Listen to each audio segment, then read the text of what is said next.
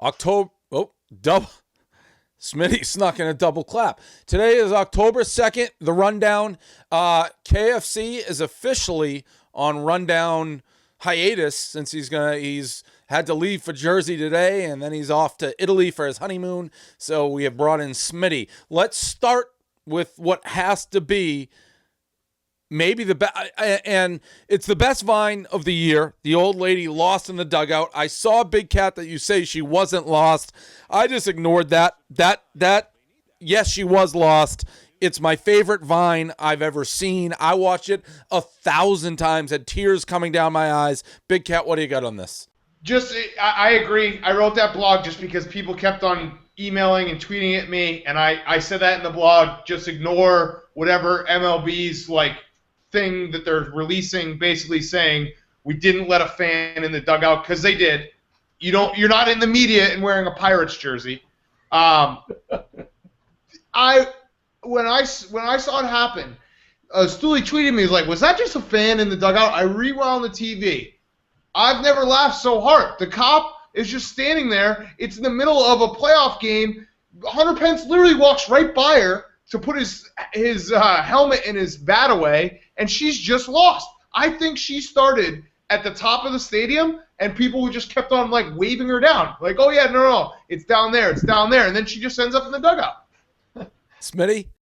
I obviously something was wrong with her, whether she had a press pass or not. My biggest takeaway from it was the cop's reaction. It just bewildered upon everything, calling back up, giving the face at the end, didn't know what was going on. And the funny thing is, if that wasn't some old broad coming down, like sweet old grandmother, picture one of us with a press pass, stumbling into a dugout, not knowing what we were doing. We would be hog-tied out of there before we even knew what happened. And what else is this cop going to do other than calling someone else and escort her gently out? Yeah, and that's the biggest sham. That even if she had a press pass, there's all sorts of different press. You're not supposed to be in the dugout. I know this much about life. You're not supposed to be wearing a Pirates jersey in the opposing team's dugout, talking. And you could see her. She was it looked like she was doing the thing you do to an usher. Hey, where's my ticket? Where's my seat? Here's where I am. And the cop was just, I guess, I saw what you wrote, Big Cat. You're a cop. It is his job to do something, but at the same time, to have a little old lady being like, I'm in section 28, I think I'm in the dugout. What are you going to do? So just literally watched it a million times, laughed every time. Matthew McConaughey gave a speech that we've had a lot. This is, sometimes you have good stories, sometimes you have bad. The McConaughey speech to Texas football. I do what I do. Why am I an actor? And I was going to ask y'all, man, why you play football? Well, this was something else. First of all, I don't even know what he's doing, but Smitty, what do you got on McConaughey's speech? I watched this thing 2.5 times, trying to get into the speech more. I gotta say, I wasn't too blown away by the speech. It was cool because it was McConaughey, and apparently he went to Texas, and, Matthew McConaughey right now, K-Marker wrote it perfectly, anything he touches is gold. So he could be up there just doing the chest bump the entire time. It would have been a phenomenal video. But I was more interested in the Q&A being awesome when he actually whipped it out and talked. He talked about mud being the most fun time he had on movie set. That's bullshit. Because if you've ever seen Mud, that movie is long and boring and it's depressing. The best time he had to have on a movie set is when he was doing one of his chick flicks with Kate Hudson, just making $1 million, not having to worry about dicks, stoned to the bejesus. That has to be his best time on set, not Mud or whatever he said. Mud's actually a great movie. I don't know why it would be fun, but it was a great movie. Big Cat. I'm not saying it wasn't a bad movie. I'm saying it was. I wouldn't have fun on that second. Yeah, that I could, unless he was on an island. It was kind of on an island, so that may have been it. Big Cat, what do you got on this speech? It cracked me up because you got to know your audience. He's talking to a bunch of 18, 19, 20-year-old guys who probably don't watch all. I mean, they've probably seen most of his movies. They probably haven't seen all of them. They haven't seen Dazed and Confused and all that. But he's just meandering. I don't know. That's him, though. If you're a fan of him, you like it. But I feel like the rest of the team, who the fuck is this guy? Get him out of our face. We want to go just, go party or something.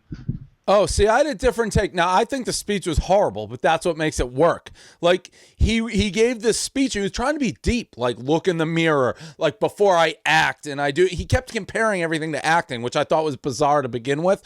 But he was trying to give, like, a real, like, rah-rah, like, fire 'em up football speech. And then when he opened it to Q&A, they're just like, what's your favorite movie? Like, I like this. So I thought that was, like, they didn't care. Like, McConaughey is not the guy, and he proved it, to be giving a rah-rah football speech. He's a guy you bring in because he's cool to meet. Like, hey, I go to Texas. I'd like to meet McConaughey. I don't really care about his thoughts comparing acting to football, but that's why I thought it was funny. I don't think many people, by the way, the number one move, I used to do this. I've been asked to give a couple speeches. When you just have nothing to say, you just go to Q&A. And he did that quick when he's like, let's just open it up. Well, I also think that it's hard. All these guys who I actually watched the Brady Michigan speech because I was trying to find a clip to make fun of you about in the rundown today, or the rundown I posted today.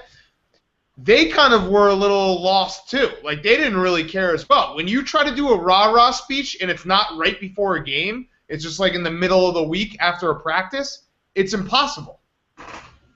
I couldn't disagree more that the Michigan crowd was enraptured by that speech. No way. No way. That was one of the greatest much right now as it is. The position that we're in. That was one of the greatest speeches given by a returning alumni. And I'm not just saying that because I'm a Michigan man, but that was awesome. Like, you probably got chills. You probably forgot that you weren't a Michigan man for like 3 minutes. You're like, yes, I'm a Wisconsin guy. I wish we had KFC for this one. KFC, I actually was watching Dallas Braden yesterday. I'm like, I love this guy. I could listen to Dallas Braden talk all day, and KFC out of the clouds ripped them apart. So let's talk Dallas Braden. Are we pro or anti Dallas Braden, Big Cat? I like him. I like him for the reasons that you stated in your blog. One is his hair is outrageous, which is great because I'm a very, like, you need to do a lot of things to keep my attention. So if you're just sitting there and talking, I'm not going to be watching. But if you have outrageous hair and look like a clown, I'll watch. And I'll be like, this guy's ridiculous. 2, the love for the game that he has. This is why when people get mad and they don't like Dickie V, I'm like, my response is always the same. You wish you loved anything in your life as much as Dickie V loves basketball and Dallas Braden loves baseball. When you have a genuine love for something, it shows through, and you can't help but, like, be into it. Smitty? I mean, he's okay as an analyst. Like, analytically, I think other people are better. Like, I think Harold Reynolds is really, really good at what he does. John Crut's a wild card, which is great. And Braden's, he's there. He's fun to look at. But, I mean, when it comes to his appearance and liking him overall, if you pitch a perfect game in the major leagues, in which he did, you can pretty much do whatever you want in my mind. I mean, there's only been, 22, 23 perfect games in history. I mean, that puts you up here and everyone down here, especially when you are a fan of the game. I don't know that the perfect game has anything to do. Everyone knows how I feel about that shit. Lightning strikes. I will say I was laughing before he wrote Dallas Braden throws more baseball cliches in like one sentence than you get any. I don't think he calls I've never heard him call a baseball like a baseball. It's a pill. I've never heard him like talk about, swing the bat. It's always like swing the hunk of lumber. So it's just listen to him closely and appreciate him for his baseball lingo, and you can't not like him. Next up, Antrell Roll says Prince Amuzabaka is playing good because he lost his virginity. I did not know that he was a virgin. Smitty, what do you got on Amuzabaka? I don't have much on this other than, like, I even if you say you're a professional athlete, you're a virgin, I call bullshit. Like there's no way Tim Tebow survived 4 years at Florida as a national championship Heisman winner as a virgin. I know we all talked about a couple weeks ago, Lolo Jones. Like, she might be a virgin because, like, she has no dancing ability whatsoever. But the guy, I just don't believe he's a virgin. Like that's it. The cat. Yeah, he's not a virgin, but let's just, suspend all rational thought here and just say he was. Of course this makes sense. If you're a virgin playing in the NFL, you're going to suck. Like that just makes sense. You're not a normal person. You're not comfortable in your own body. Like there's a lot of things that aren't right with being a virgin in being a high-class athlete. So, he's not a virgin. He hasn't been a virgin since he was probably like 12. But if he was, and he actually lost his virginity, that would obviously make sense. He's playing well. Agree with everything. I in the 10 years of doing something, I haven't flip-flopped more on an issue whether Tebow is actually a virgin in my life. He's definitely not a virgin. It's impossible. Impossible. There's no chance. I don't know. I don't know. I can't get a read on that. There's no chance he's a virgin. You know what? You know what Tim Tebow probably does?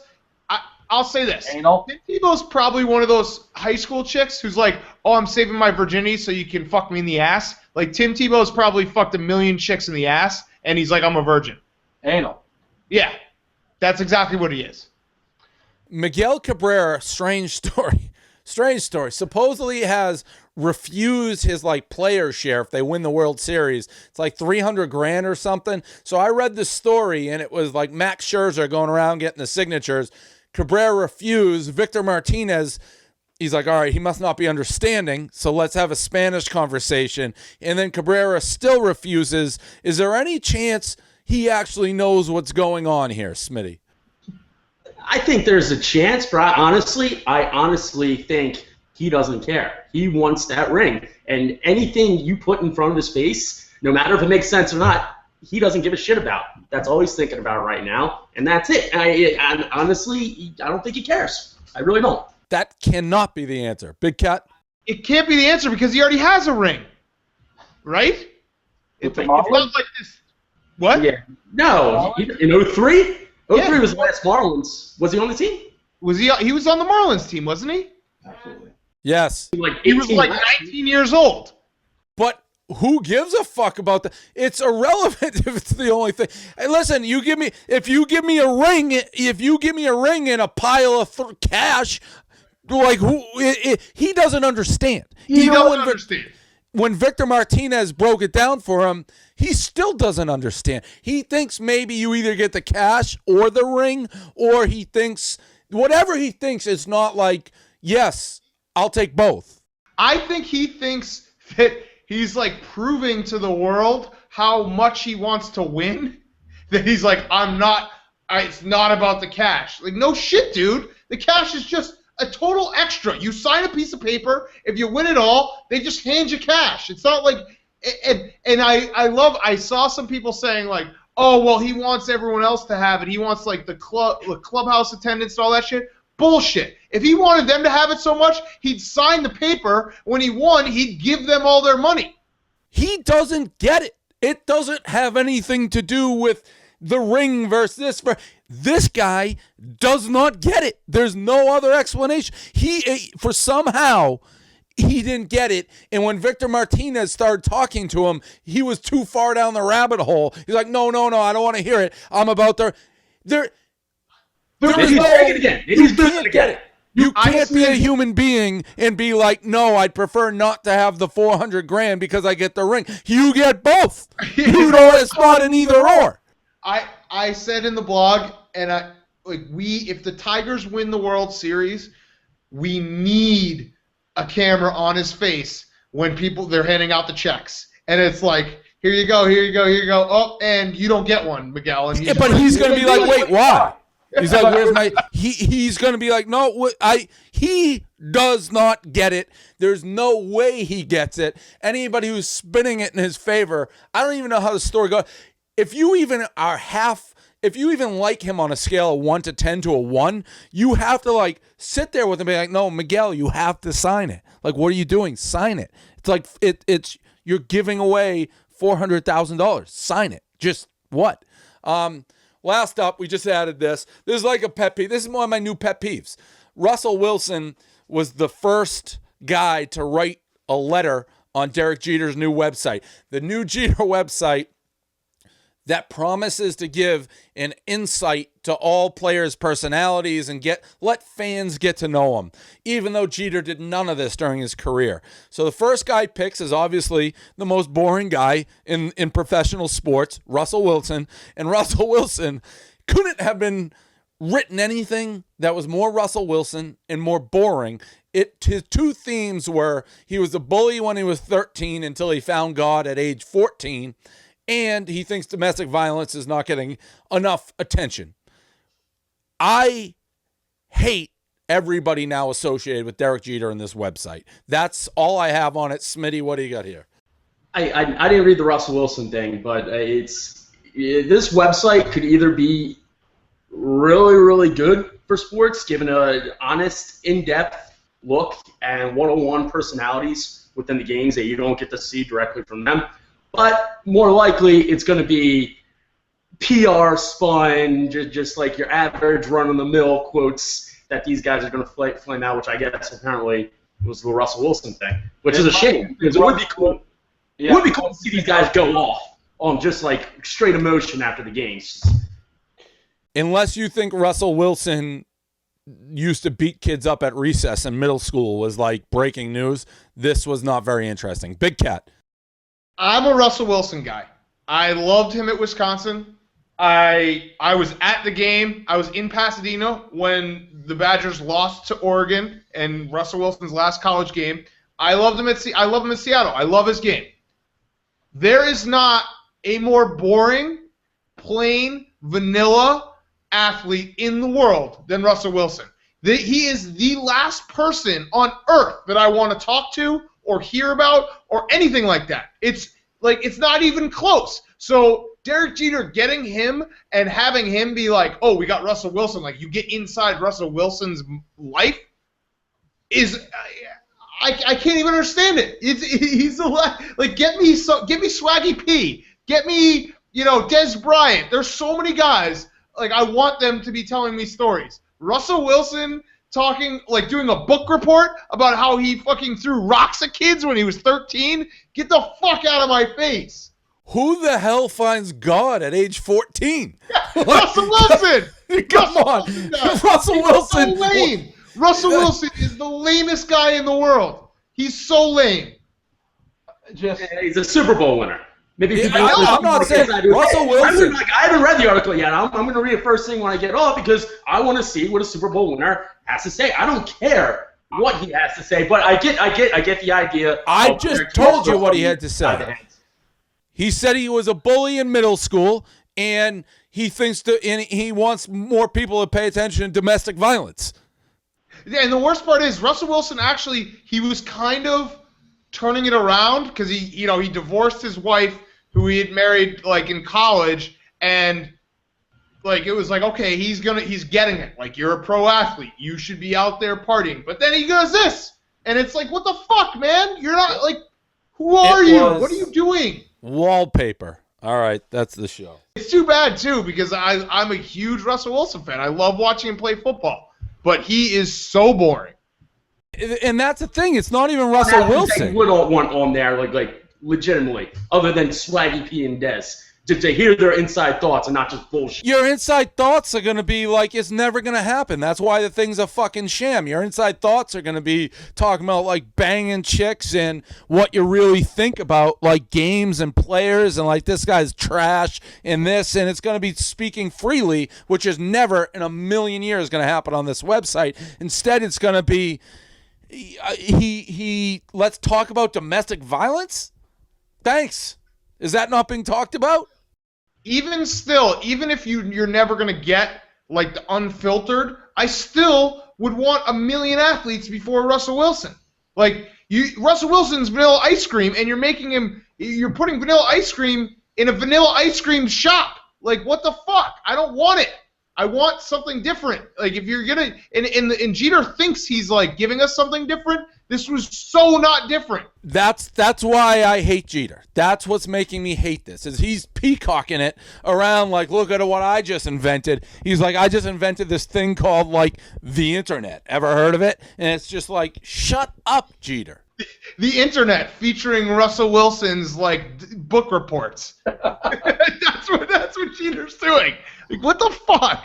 Yeah, so that's why I don't like it. I'm going to give it the benefit of the doubt. If it maybe, just maybe, you're going to get some sort of inside information from these guys that might not just be politically correct bullshit. I understand 99% of what it's probably going to be, but maybe you're going to get something outside the box. But why wouldn't a guy just write that on their Facebook page or tweet?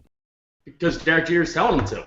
And there's a lot of stupid athletes out there. Because Derek Jeter, who made his career and his image on not saying a goddamn thing, is now telling these other guys, like, hey, air it out? Come on. And this is also this is what I said to Dave before the show.